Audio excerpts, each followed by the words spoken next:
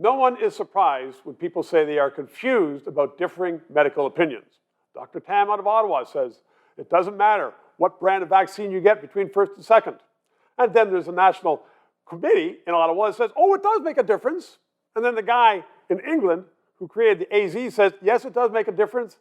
And my friend up north says, well, it's like mixing latex and oil paint. It all makes sense. Dr. Shawn Whatley, practicing physician, author, former president of the Ontario Medical Association, joins me right now because I want to know, not about the vaccines in particular, but people seem to me to be having less respect for the medical profession because they say, those guys don't know what they're talking about.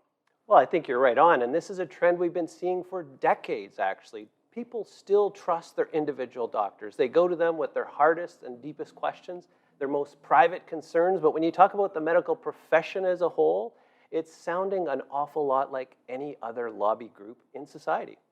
Well, why is that, though? I mean, this is life and death.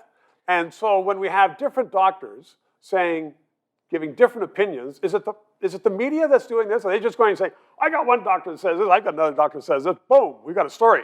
So I'll give you two answers. The first one is I'll blame everybody else. Yes, it's the media, it's the government. We've been slandered in that Justin paid media. We've been heckled in the legislature, slandered in the media, and criticized all over. So absolutely, in society, there is a trend to trust professions less. We've seen this from the 1960s. People used to trust government over 60% of the time. Lately, in the last 10 years or so, it's down under 30%. Yes. But doctors' associations need to own some of that.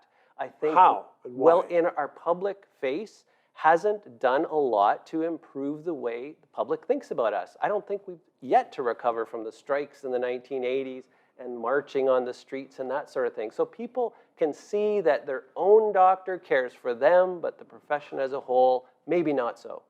Shawn, that's a very interesting distinction you point out because people say, I still love my doctor and I want to see my doctor and I want to get fixed, cured by my doctor. But when I read about doctors or hear about doctors, then a pox on them all.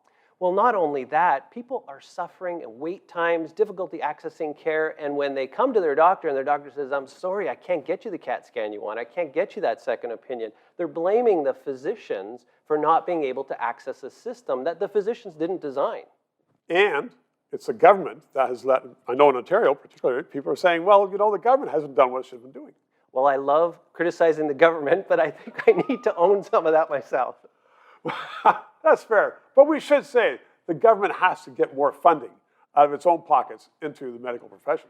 Well, it's funding, it's governance, it's organization, it's working together. So although I would love to lay it all in the lap of government, doctors and government have to work together. That's where we've got our best results. You sound like a politician. Thank you very much.